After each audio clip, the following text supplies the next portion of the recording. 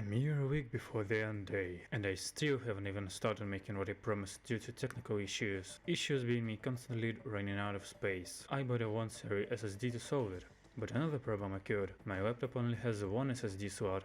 It doesn't have its screen anymore, so I can't boot Windows via a USB stick. And a family member who could have helped doesn't have a compatible motherboard, since my SSD is M.2 and he only has NVMe, so I am stuck with my old SSD full of stuff. So how about a legacy core Shockwave review instead? But that would be too simple, so how about a direct comparison to Companionverse Legend Shockwave, but no SSBBM core Shockwave, cause not only I don't have him, but he is also irrelevant.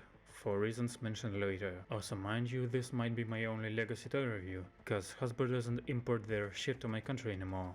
And AliExpress scalpers are smoking fat blunts all day to ask $50 for deluxes. Anyway, I don't really like the look on Legacy, he looks a bit too wide and too fat. Meanwhile, CW is so sleek and powerful. One of the many issues I have with Legacy is lack of paint. Yeah, she has a lot of silver, but CW just has more. On Legacy it just has legs, chest and his thighs. But on CW, his whole shins are painted.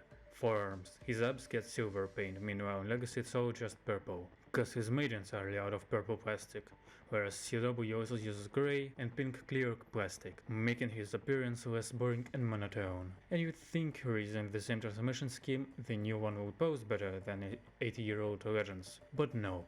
Not only out the box, CW mocks Legacy by having ankles and a bow-jointed neck, where Legacy removes an ankle joint and swaps the neck bow joint with a simple swivel. But you can also slightly modify CW so that he has double-jointed elbows. You can't do that on Legacy. I really wish Legacy had a waist joint. That's one thing that was missing on CW, so much so when I make a 3D printable upgrade kit for him, and they proved they can put waist swivel on core class. If they did it with Megatron, why not Shockwave? You might argue this crotch joint can serve as a nap crunch, but it's too low for being one, and on my copy it's too damn loose. And the backpack is even worse. Like, sure, you can fold Legacy's backpack halfway to give him shoulder cannons, but it makes him back heavy, and since he has no heels he tends to fall backwards. You can flip the guns out and it does make him look a bit more interesting. I'll give it that.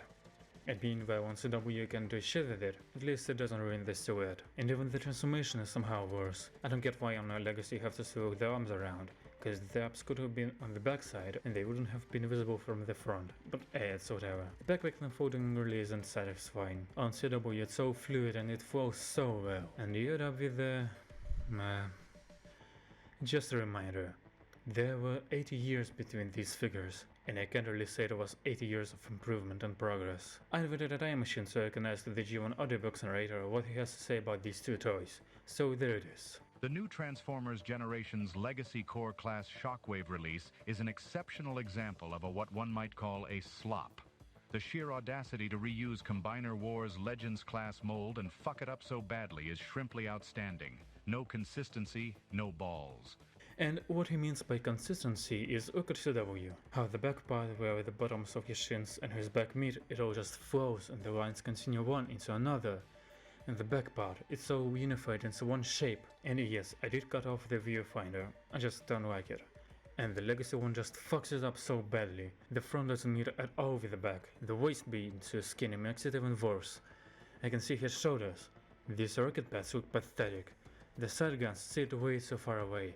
And the back is just...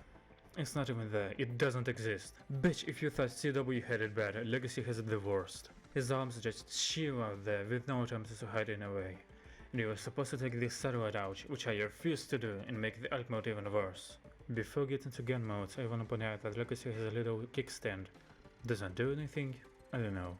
It only makes the back into a weird shape, which makes it harder for other figures to hold him. Speaking of holding, man, what the fuck?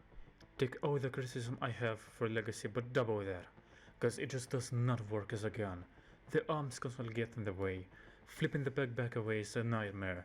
It barely looks like a gun, and the front doesn't even begin to convince there's a barrel in there somewhere. CW not only has a viewfinder, but the back being far back makes some figures an easier time to hold him, and it just folds away if not needed, and it just looks like a giant fuck you cannon. And neither of them are blast effect compatible. I get CW because it released when those weren't even a thing, but what's Legacy's excuse? On another note, I like that Legacy has some 3mm balls over him, even though one of them is inaccessible. So much so I made an upgrade kit for him, giving him some armor bits from Seed Shockwave. I haven't test printed it, but if you want to give it a shot, it's free, link somewhere down there, where you're also gonna find a link to my Discord server. I swear it's a life and doing well, go see for yourself. In conclusion, I still like Legacy, I really do, but CW is still biggest Legends Core class release. S tier for CW, A tier for Legacy.